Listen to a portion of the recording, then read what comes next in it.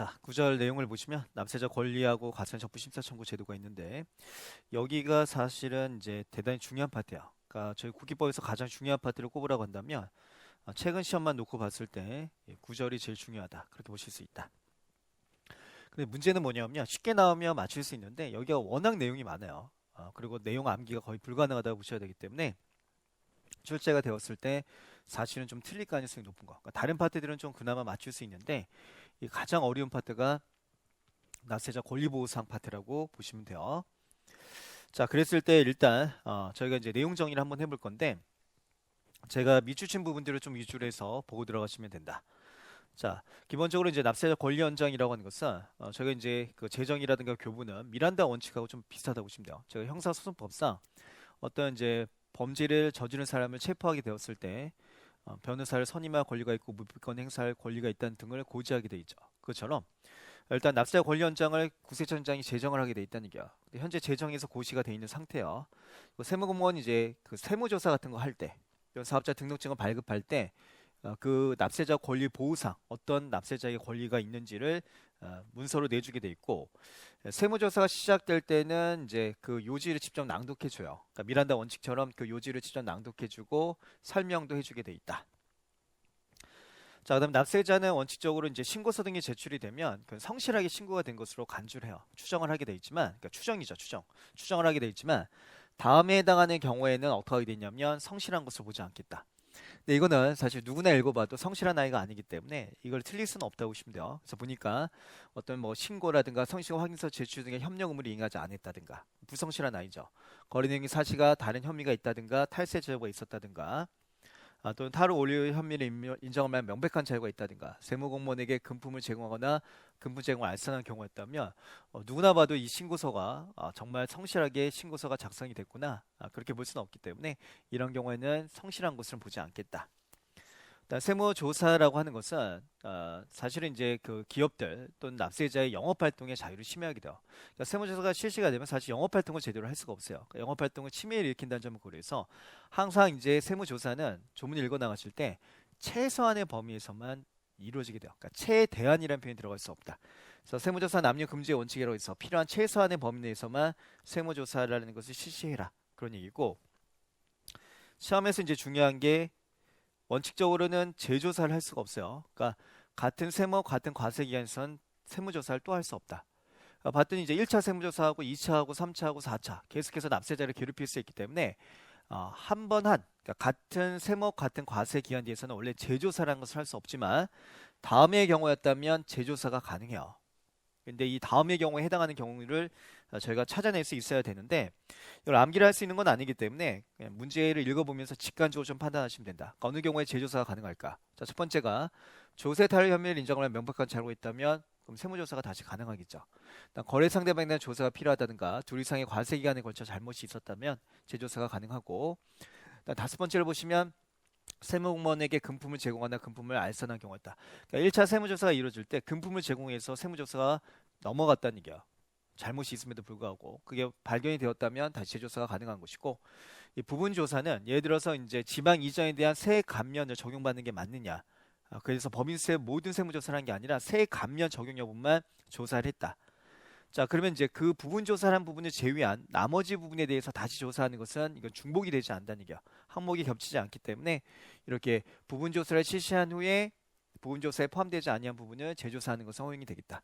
세건 탈 혐의가 있는 자에 대한 일제 조사를 하는 경우에도 재조사가 가능하고 여덟 번째 과세관청 외의 기관이 직무상 목적을 위해서 작성, 취득한 것을 제공한 자료를 처리하기 위해서 조사하는 경우 과세관청 외의 기관이 발견한 사실을 줘가지고 그걸 바탕으로 세무조사가 이루어진다면 그건 가능하고 열 번째도 보시면은 조세 범칙 행위를 인정할 만한 명백한 자료가 있는 경우 명백한 자료 등이 존재한다면 재조사가 가능하다는 얘기야. 근데 동그라미 4번하고 9번은 제가 좀 색깔을 달리 칠해놓은 이유가 동그라미 4번은 재조사 결정이라고 하는 것은 납세자의 주장에 신빙성이 있어가지고 납세자 주장을 받아들일 목적으로 재조사를 하는 거야. 그러니까 이거는 납세자에게 유리한 재조사니까 재조사 금지 원칙에 위배가 되는 게 아니고 아홉 번째도 구수환급금 결정. 납세자에게 구수환급금을 줄 목적으로 결정을 하기 위해서 재조사가 이루어지는 것이니까 이 두 가지는 납세자에게 유리한 재조사라는 얘기야. 그러니까 몇 번을 해도 되겠죠. 그렇기 때문에 재조사 자체를 금지하는 경우에는 들어가지 않는다. 그런 개념이고 나머지는 빨간 색깔로 칠해준 부분은 납세자에게 이제 불리한 재조사지만 예외적으로 허용을 해주겠다. 자, 그다음에 장부라고 하는 것은 이제 최소한의 범위에서 제출을 하게 돼 있고 조사 대상 세목, 과세 기간, 과표, 세액의 계산 관련이 없는 장부를 요구해서는 안 된다는 거야. 저기 이제 장부라고 하는 것을 이제 제출을 하게 된다면 원활하게 영업 활동을 할 수가 없어요. 그러니까 세무조사와 관련 없는 그런 장부 등을 요구해서는 안 된다. 그래서 조사의 대상이 되는 세무, 과세 기간 외의 장부에 대해서는 제출을 요구하지 말아라. 자, 그다음에 누구든지 세무공무원 하여금 법령을 위반하게 하거나 또는 권한을 남용하게 하는 공정한 세무조사를 저해하는 것은 안 된다. 이거는 그냥 제목 그대로 읽어보시면 될 거고요. 주로 옳은 표현으로 출제가 된다. 다음 세무조사 시에는 당연히 조력을 받을 권리가 있어요. 저희 이제 미란다 원칙에서도 변호사의 선유한 권리가 있는 것처럼 역시 세무조사 시에서도 변호사라든가 공인중개사 세무사의 조력을 받을 권한이 있다. 권리가 있다. 자, 그다음 이제 세무조사 관할은 원칙적으로 납세제 관할 세무서장 지방구세청장이 수행을 하게 돼 있다. 자, 그다음에 세무조사 이제 정기 선정 사유는 첫 번째가 정기적으로 성실도를 분석한 결과 분사실 혐의가 있다고 인정이 된다든가, 자 또는 4개 이상의 과세 기간에 걸쳐 가지고 같은 세목에 대한 세무조사를 받은 적이 없다든가, 또 이건 뺑뺑이야. 무작위 수출 방식 뺑뺑이 돌려서 표본 조사를 하는 경우, 이런 경우에는 정기 세무조사에 들어가게 된다. 그러니까 정기 세무조사는 사실 큰 문제가 되진 않아요. 그냥 정기적으로 그냥 조사를 하겠다, 그런 개념인데, 수시 선정은 앞에서 성실성 추정의 예외 규정이죠. 보시면 이게 전부 다 성실성 추정의 예외 규정이에요. 여기 있었던 규정, 여기를 말하는 거예요. 여기 암행 처리된 부분에 해당하는 경우였다면 그러면 수시 선정 사유에 들어가게 돼요. 그러니까 수시로 세무조사를 실시할 수 있다. 그러니까 정기 선정 사유가 있고 수시 선정 사유가 있는데 그 두 가지를 좀 구분해서 알고 들어가셔야 돼요. 자, 그다음에 이제 뭐 상속세, 증여세와 같은 정부 부가 세목에 대해서 결정을 하기 위해서 세무조사를 할 수도 있고, 이건 이제 소규모 성실 납세자에 대해서 세무조사를 면제시켜 주겠다는 게, 그러니까 규모가 작고 그러면서 성실한 아이가 되기 때문에 세무조사에 실익이 없어요. 실익이 없다 보니까 조사 대상에서 면제를 시켜주겠다, 혜택을 주겠다, 그런 개념으로 보시면 돼요. 자, 그다음 이제 세무조사라고 하는 것은 이제 15일 전에는 통지를 하게 돼 있다. 사전 통지를 하게 돼 있고, 납세자가 일정한 사유가 있으면 연기 신청을 해줄 수 있어요. 그럼 봤더니 뭐 천재지변, 화재 등 사업에 심각한 어려움을 겪고 있다든가, 또는 이제 뭐 장기 출장을 가게 되었다. 예를 들어서 뭐 납세 관리, 세무사, 회계사가 장기 출장을 가게 돼서 참여하지 못하게 된다면 그런 경우에 좀 연기를 해달라, 그런 것을 신청할 수 있다는 얘기야. 자, 그런데 이제 연기 사유가 소멸한 경우였다면 그 연기한 기간이 만료하기 전에도 조사를 이제 시작할 수 있다. 다시 개시할 수 있다. 자, 그럼 이제 조사 기간, 항상 세무조사는 최대한이 안 들어가요. 최소한의 범위 내에서 세무조사가 이루어져야 되고, 규모가 그렇게 크지 않다는 얘기야. 즉 연간 수익 금액 양도가액이 가장 큰 과세 기간의 금액 자체가 100억 미만이었다면 그렇게 규모가 크지가 않기 때문에 세무조사 기간은 20일 이내로 제한을 하겠다. 저희 삼성전자 같은 경우는 당연히 보여야 될 게 많겠죠. 그러니까 20일로 제한을 할 수 없지만 규모가 그렇게 크지 않다면 그러면 20일 안으로 제한을 하겠다는 얘기야. 자, 그다음 나머지는 읽어보시고, 자, 세무조사라고 하는 것은 이제 그 진행하기 어려운 경우에는 중지를 할 수 있어요. 세무조사 이제 중지시킬 수 있는데 이게 중요해요. 중지 기간은 세무조사 기간이나 세무조사 연장 기간에는 산입하지를 않게 돼 있다. 제가 세무조사가 중지가 되었을 때 만약에 요 20일로 제한을 받는 경우였는데 중지 기간 동안 20일이 지나버리면 세무조사를 못하는 문제가 생기겠죠. 그렇기 때문에 요 중지 기간은 세무조사 기간에는 산입하지 않는다. 자꾸 산입한다고 나와요. 틀린 말이고요. 중지 기간은 산입되지 않는다. 자, 그다음에 중지 기간 동안에는 실질적으로 세무조사하면 안 된다는 얘기야. 그래서 과세관청이 과거에는 변칙적으로 어떻게 했냐면 세무조사 기간이 이제 제한을 받다 보니까 세무조사를 중지시켜. 중지시키고 나서 그리고 나서 계속 세무조사를 하는 거야. 그 중지 기간 동안에. 그래서 그거는 안 된다는 얘기야. 그래서 세무조사 중지 기간 동안에 질문도 하지 말고 장부 제출 요구도 하지 말아라. 그다음에 세무조사 기간을 만약에 연장하게 되었다면 구두로 하면 안 되겠죠. 당연히 문서로 통지하게 돼 있다. 구두라고 나오면 틀린 말, 문서라고 나오지만 옳은 말이 되고, 또 세무공무원은 당연히 세무조사 기간을 단축하기 위해서 노력을 하고 만약에 조사기간 종료 전이라고 할지라도 조사가 끝났다면 조기에 종료를 끝낼 수 있다는 얘기야. 단 8번째 보시면 세무조사 범위는 확대하는 것을 제한한다. 자, 예를 들어서 처음에 세무조사는 뭐 X1년 법인세에 대해서만 세무조사가 실시가 되었다. 근데 해보니까 너무 깔끔해요. 너무 깨끗해가지고 아무것도 안 나오더라. 그럼 이제 바꿔가지고 X2년도로 바꾼다든가 또는 X1년 부가세로 바꾼다든가. 그래서 이제 계속해서 파고들 수 있느냐. 그러면 납세자의 영업활동의 자유 등 심각한 침해를 일으킬 가능성이 있기 때문에 세무조사 범위는 원칙적으로 확대를 할 수 없지만 예외적인 경우였다면 확대가 가능하다. 그런 개념으로만 좀 보시면 되고, 자, 그 다음에 장부라고 하는 것은 원칙적으로 보관을 할 수 없어요. 저희 예전에 뭐 드라마 같은 데 보면 세무사에서 나와가지고 박스 들고 와가지고 막 장부 같은 것을 다 가져갈 때가 있는데, 이렇게 장부를 다 가져가고 서류를 다 가져가면 영업활동을 못하게 돼요. 그래서 납세자의 영업활동에 손실이 일으킬 가능성이 있기 때문에 임의 보관을 허용하지 않지만, 그러나 예외적으로 허용이 된다는 걸 기억하셔야 돼요. 세 가지 요건이 충족이 돼야 돼요. 수시선정 사유, 즉 성시성 추정의 배제 사유에 들어가야 되고, 임의로 제출해야 돼요. 납세자가 임의로 제출하고 또 동의까지 받았다면 잠깐 보관하는 것을 허용해 주겠다. 그런데 반환을 요청했다면 14일 이내에는 반환을 해줘야 돼요. 다만 필요하다면 한 차례에 걸쳐서 보관 기간을 연장할 수는 있다. 자, 그다음에 이제 세무조사는 원칙적으로 통합조사하는 게 원칙이에요. 그러니까 이제 봤더니 X1년도에 대해서 1차 세무조사는 부가가치세하고 2차 세무조사는 소득세하고 이런 식으로 세목을 바꿔가면서 납세자를 괴롭히는 것을 원칙적으로 허용해주면 안 되기 때문에 통합조사가 원칙이지만 특정 세목만 조사할 필요가 있다면 그럼 특정 세목만 조사를 하게 돼 있고, 그게 아니라 이제 법인세 내에서도 X1년 법인세 내에서도 보니까 지방 이전에 대한 세액 감면을 받았는데 이게 지방 이전에 대한 세액 감면을 받는 게 맞느냐, 그 항목만 조사할 필요가 있다면 부분 조사가 가능해요.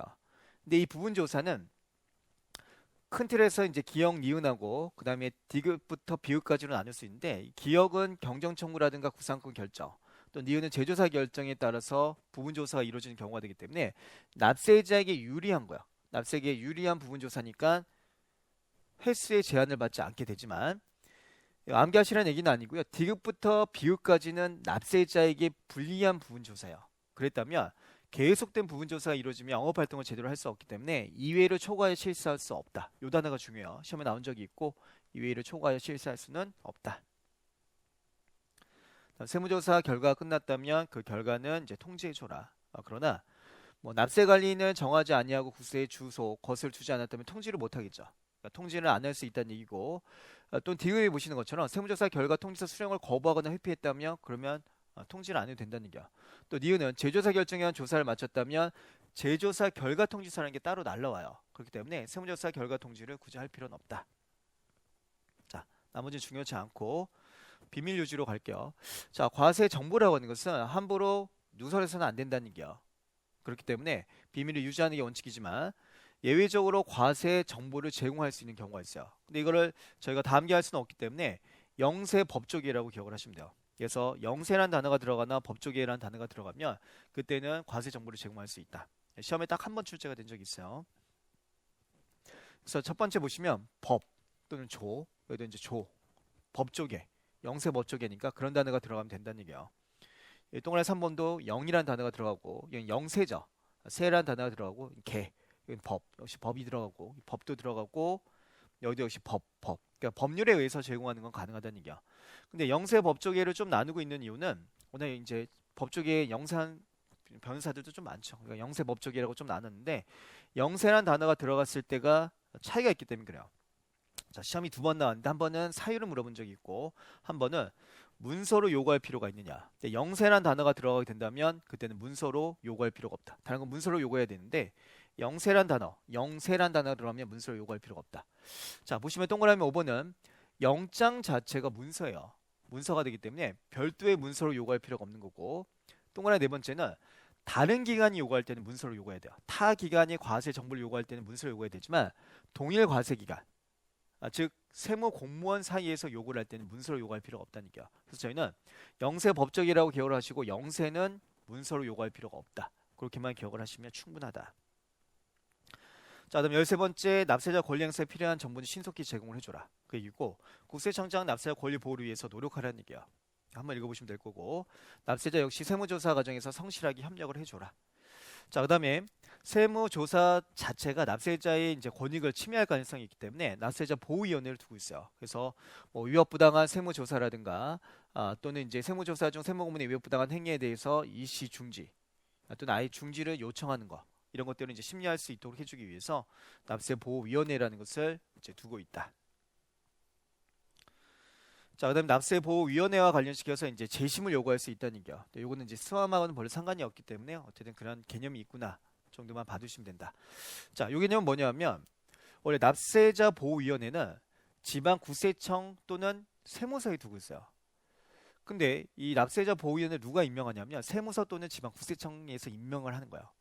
그럼 나를 임명한 자가 세무서니까 사실은 납세자가 세무조사를 좀 중지해달라 그런 요청이 들어와도 그 이제 심리를 하는 게 납세자 보호위원회가 되는데 납세자 보호위원회에서 납세자 주장을 받아들이지 않고 누구 눈치로 보냐면 세무서나 또는 지방구세청의 눈치로 보게 된다는 거예요. 그러니까 실제로 납세자를 권익을 보호하는데 그렇게 초창기 때는 제대로 된 역할을 하지 못했어요. 그러다 보니까 뭘 만들었냐면 국세청의 납세자 보호위원회를 둔 거야. 그래서 만약에 내가 이제 관할 세무서라든가 지방 국세청에 납세자 보호위원회에 세무조사 좀 중지해달라고 요청을 했는데 그게 받아들이지 않았다는 얘기야. 그러면 국세청 납세자 보호위원회에 재심을 요구할 수 있어요. 다시 심리해달라고. 그래서 납세자 보호위원회에서 이제 재심을 요청이 되면 그걸 심리하게 되는 거야. 그래서 이제 세무조사 중지 같은 게 이루어질 수 있다. 그런데 이렇게 재심을 통해서 중지가 이루어지게 된다면 당연히 이제 원래 세무서라든가 지방국세청에 있었던 납세자 보호위원회에 대해서 좀 제재를 가하게 되는 거야. 그럼 그 사람들이 이제 어떻게 하게 되냐면 실질적으로는 재심이 가능해지다 보니까 국세청의 재심이 가능해지다 보니까 납세자 주장이 좀 더 귀를 기울일 수 있다는 얘기야. 그래서 납세자 주장이 좀 더 귀를 기울일 수 있도록 하기 위해서 이 재심 제도가 만들어졌지만 여기는 사실 시험 문제 내기는 그렇게 좋은 파트는 아니라고 보시면 돼요. 절차 규정이 되기 때문에. 그래서 그냥 그런 개념이 있구나 한번 읽어보시면 될 거고. 자, 이제 과세 전 접부 심사 청구 제도로 갈게요. 과세 전 접부 심사 청구 제도는 저희가 조세 불복이라고 하는 거, 이의신청, 심사, 심판 청구는 고지서를 받고 나서 그러고 나서 조세 불복을 제기하는 건데 얘는 고지서 받기 전에 과세 예고 통지 앞으로 과세할 예정이다. 과세 예고 통지는 앞으로 얼마를 과세할 예정이다. 세무조사 결과 통지도 세무조사 결과 이런 걸 발견했는데 앞으로 과세할 예정이다. 그런 걸 알려주는 것에 불과해요. 따라서 과세가 안 됐다는 얘기야. 아직은 과세가 안 됐지만 과세가 일어나기 전에 그 과세가 적절한지 부적절한지를 심리해달라고 청구할 수 있는 제도를 과세 전 접부 심사 청구 제도로 부른다. 저 부가처분이 이루어진 후에는 사실 그 부가처분을 취소하는 게 쉽지 않은데 부가처분을 하기 전이었다면 납세자 주장에 좀 더 말을 잘 들어줄 가능성이 있다는 거야. 그래서 사전적 권리 구제들로서 납세자의 권익을 보호해주기 위해서 과세 전 접부 심사 청구라는 제도를 도입했다고 보시면 된다. 따라서 얘는 자, 어느 경우에 제기를 하게 되냐면 아직 과세를 하기 전 과세 예고 통지를 받았다든가 세무조사 결과 통지를 받았다면 여기는 이제 90일이 아니에요. 30일이야. 30일 이내에 세무서장이나 지방국세청장에게 심사를 해달라고 청구를 제기할 수 있다. 과세 접부 심사 청구 제도를. 자, 그러나 중요한 사항이면 국세청장이 제기할 수 있다는 거야. 즉 저희가 해석을 내놓을 수 있는 자 해석을 내놓을 수 있는 자는 앞에서 배워졌지만 기획재정부 장관과 국세청장만이 해석을 내놓을 수 있기 때문에 새로운 해석이 필요하거나 유권 해석을 변경해야 되는 경우 또는 국세청장의 업무 감사 결과였다. 금액적 중요성이 있다. 이런 경우 등이었다면 그때는 국세청장에게 과세접부 심사 청구를 할 수 있다. 자, 제일 중요한 건 이제 청구 대상에서 배제가 되는 거. 그 중에서 핵심은 동그라미 3번이라고 알고 들어가시면 돼요. 자, 납부기 한전 징수라든가 수시부가 사유. 납부기 한전 징수는 국가가 가만히 있다 보면 잘못하면 세금을 못 받아낼 수 있는 긴박한 세가 있는 경우야. 그렇기 때문에 이런 경우에는 일단 부가처분 하겠다는 게 과세 접부 심사 청구는 받아들이지 않겠다. 부가처분하고 나서 억울하다면 어차피 조세 불복이라는 제도가 있으니까 그걸 통해서 권리 구제를 받아라. 그래서 납부기 한전 징수, 수시부가는 탈세 우려가 있어서 과세기한 도중에 그냥 세금을 부과하는 거야. 그렇기 때문에 이런 경우에도 과세 접부 심사 청구는 배제하겠다. 자, 그다음에 고발이나 통고 처분을 하는 경우였다면 이거는 부가처분이 존재해야지 고발 통고 처분이 가능해지게 돼요. 그렇기 때문에 일단은 부가처분을 하겠다는 얘기야. 그래서 과세접부 심사 청구는 배제하겠다. 자, 그다음에 세 번째는 제척 기간이 만료일까지 기간이 3개월 이하였다. 6개월이 아니에요. 6개월이 아니라 지금 보시는 것처럼 3개월이라는 표현 두고 있다. 자, 잘못하면 과세접부 심사 심리를 하는 도중에 제척 기간이 끝날 수 있어요. 제척 기간이 끝나버릴 수도 있기 때문에 제적 기간이 얼마 안 남았다면 어쩔 수 없이 부가 처분하겠다는 얘기야. 조세불복을 통해서 권리구제를 받아라. 자, 그다음에 상환비 개시를 요청했다면 상환비 결과가 나와야지만 그때 가서 뭐 부가 취소 등이 이루어질 수 있기 때문에 과세전부 심사 청구 단계에서 해줄 일이 없다는 얘기야. 그래서 과세전부 심사 청구를 배제하게 돼 있고 제조사 결정에 의한 조사를 하는 경우였다면 그러면 제조사 결정에서 조사가 끝나야지만 거기서 이제 결과 통지를 바탕으로 뭐 부가 취소 같은 게 그 부과를 안 하는 그런 경우가 일어날 수 있기 때문에 제조사 결정이 이루어졌다면 그때는 제조사 결과를 기다리라는 얘기야. 과세적부 심사 청구를 제기할 수는 없다.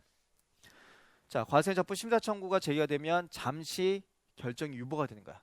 좀 더 지켜보겠다. 그런 개념이 들어가게 되고 30일이라는 심리를 해서 결과를 통지해 줘야 돼요. 결정을 통지해 주게 돼 있다. 여기도 90일이 아니라 이렇게 이제 과세적부 심사 청구는 30일이라는 변을 두고 있다. 자, 결정의 종류는 조세불복하고 비슷해요. 제 앞에서 기각결정, 처음에 각하였죠. 각하, 기각, 인용이 있는 것처럼 여기도 마찬가지로 심사하지 않겠다. 용어만 좀 다른 거야. 각하 결정에 대응되는 심사하지 않겠다는 결정이 있고 기각 결정에 대응되는 채택하지 않겠다는 결정. 인용 결정에 대응되는 채택 결정. 납세자가 주장한 게 10가지인데 그중에 7가지만 채택을 하기로 했다면 일부 채택 결정도 할 수 있고 납세자의 주장이 신빙성이 있다면 다시 한번 조사해보라는 재조사 결정도 가능하다. 자, 근데 이것도 가능해요. 납세자가 과세 예고 통지를 받았는데 10개 항목이 있다는 얘기야. 그래가지고 세금이 한 100이 나왔더라. 그 10개 항목을 바탕으로. 근데 앞으로 이제 100을 부과할 예정이다. 이렇게 과세 예고 통지서를 받았다면 나는 불만이 없다는 얘기야. 그러니까 30일을 기다리지 말고 바로 고지서를 보내달라. 조기 결정 신청을 할 수 있다.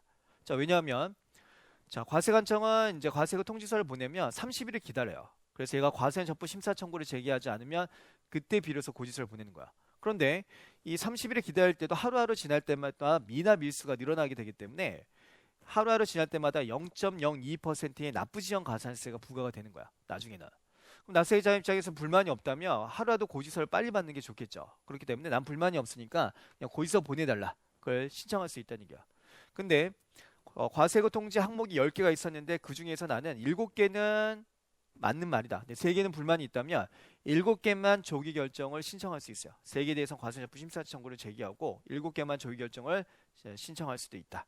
자, 그다음 이건 설명드렸지만 원래는 30일 안에 통지를 해줘야 되는데 저희 실무상 30일 안에 통지가 안 되는 경우도 많아요. 그래서 만약 6개월 후에 30일이 지나고 6개월 후에 통지했다면 그거는 과세관청이 잘못한 것이니까 그 기간은 원래는 납부지형 가산세를 부과하면 안 되는데 이게 100% 감면시켜주면 악용 소지가 있을 수 있기 때문에 50%만 감면시켜주겠다. 중요한 게 100%가 아니라 50% 감면 제도를 두고 있다. 자, 보칙 규정은 뭐 시험에 거의 안 나와요. 출제가 된 적이 거의 없다. 그렇게 보실 수 있는데 그나마 이제 좀 출제가 되고 있는 포인트만 좀 볼게요. 이 포상금 지급은 이제 아주 드물게 나올 때가 있는데 금액을 알고 들어가셔야 돼요. 그래서 원래는 이제 포상금을 지급하는 것은 20억을 한도로 하게 돼 있지만 요 1번에 해당하면 40억, 요 2번에 해당하면 30억을 한도로 해서 포상금을 지급할 수 있고 공무원이 직무와 관련하여 자료를 제공하거나 은재산 신고한 경우는 포상금 지급하지 않는다. 자, 저희 경찰 공무원이 만약에 도둑을 잡았다. 범죄자를 체포하게 되었다면 포상금을 줘야 되냐? 줄 필요가 없죠. 마찬가지예요. 공무원이 자기 일을 한 거예요. 자기 직무 일을 한 것이 되기 때문에 그때는 포상금을 지급하지는 않는다. 자, 그 정도만 알고 들어가시면 되고. 자, 서류 접수증 발급이라고 하는 것은 이제 02년도에 한번 아주 옛날에 회계사 시험에서 한번 나온 적이 있는데 원래는 이제 신고서 같은 것을 제출하면 서면으로 제출하면 그러면 서류 접수증을 발급을 해줘요.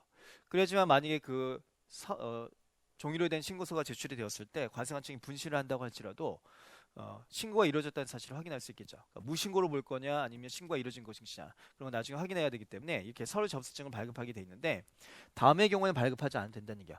그러니까 신고서가 우편이나 팩스로 제출이 되었다면 발급을 해줄 수 없죠. 그 다음에 이 민원실에 가면 그 신고서 함이 있어요. 그래서 그냥 그 함에다가 집어넣고 가도 돼요. 이렇게 함에다 투입하고 가게 된다면 그때도 접수증을 발급해 줄 수 없다는 얘기예요.